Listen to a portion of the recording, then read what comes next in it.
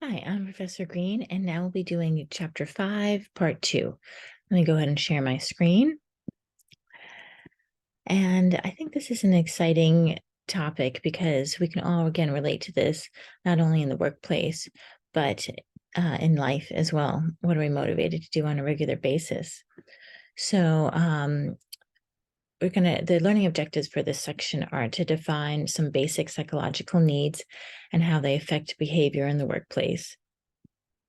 Describe the role of the needs and motivation, explain some need theories for motivation. We're going to describe the 5 different theories, actually, and then apply the needs theories to create more motivating environments. So, again, as you start to manage, understanding what your subordinates are interested in. So, the needs theories focus primarily on individual needs that we feel a compulsion to reduce or eliminate. So this idea is that we need to get rid of this need in many ways. So that they need to be satisfied. So as we look at Maslow's theory, the need for shelter and security, right? That seems very logical that we can't really function if we don't have any shelter. But these theories also recognize that employees are not all the same. So we have different psychological needs and preferences. And so that's why we're going to study not only Maslow, but 4 other theories, because people have come back and said maybe Maslow's theory is too simple or it doesn't apply to everybody. So let's first talk about Maslow so that we have a reference for that. 5 levels of individual needs. And so the ranging from self-actualization here at the top and esteem to social and safety and esteem. Safety is here, as I said, and then psychological needs as well. So yeah, making sure that we move forward throughout this pyramid. And they say that most people actually never get to self-actualization. We all end up here kind of in fulfilling our esteem, and sometimes we backtrack to our social needs. I was just, before I recorded this, going online and looking up on Facebook all the other mothers in my child's preschool or pre-K class. And it's a social need, right? I wanted to get to know these women, friend them on Facebook, because I have a need to be in community. But then, during the day, I'll jump into esteem, and there'll be times when I look at safety, right? How much money am I bringing in? Can we pay the mortgage, etc.? So self-actualizations, realize their full potential, just accomplishing all that we can be. And yes, many of us jump into this on a regular basis. Esteem, one's desire for recognition, status, and respect from others. Social relationships, as I was just speaking about. Intimacy, sense of belonging. Safety, financial security, physical well-being. Can I pay the mortgage? Psychological needs are what they call the physical requirements, such as air, water, food, sleep, and warmth, right? So we need these things. That's why I'm sitting in my house, right? I can create this video for you today because I have shelter, I'm warm, I've slept. Higher order needs are self-actualization and esteem needs, and lower order needs are the psychological safety and social needs. So if we just go back a slide, you'll see there's a small line in between the two, between higher order and lower order needs. But then the next theory we're going to talk about is the ERG theory. So Alderfer came through and said that actually there aren't 5 steps, but there are only 3.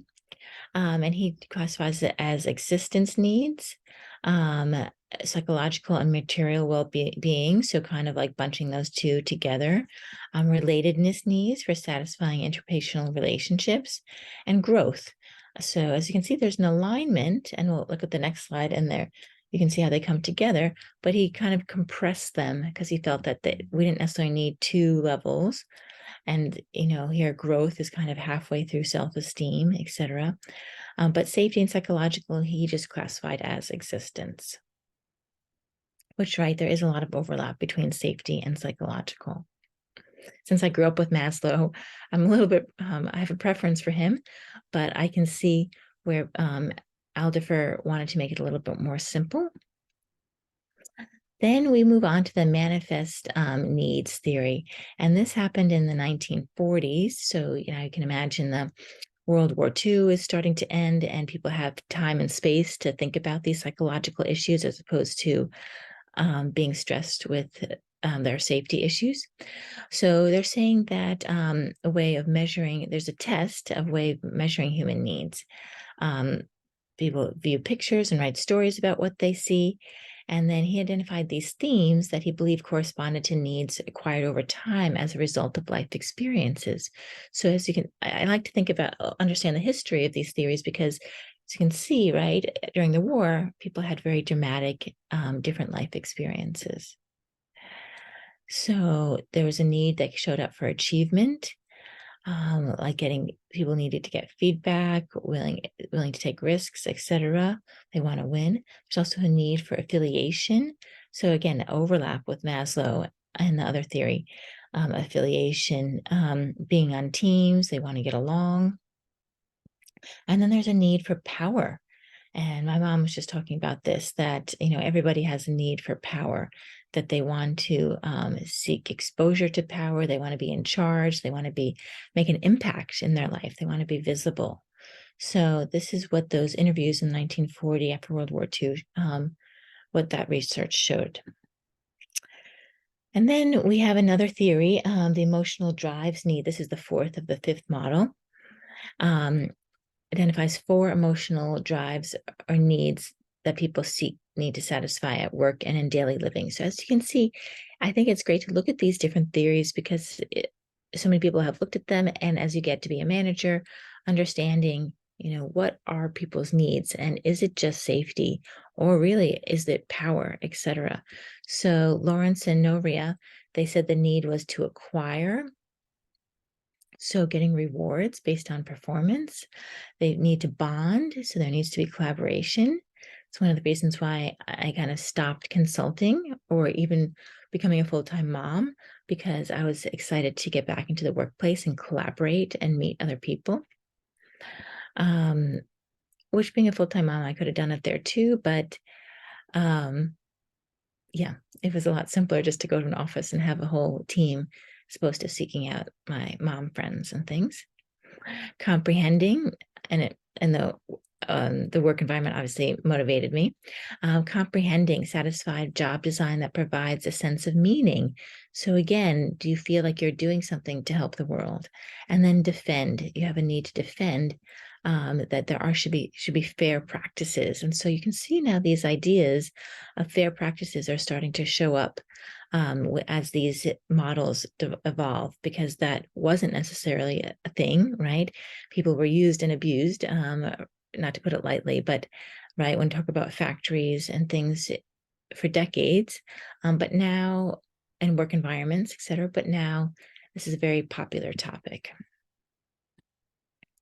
So the self-determination theory gets a little bit more complex. This is the last one that we'll be talking about.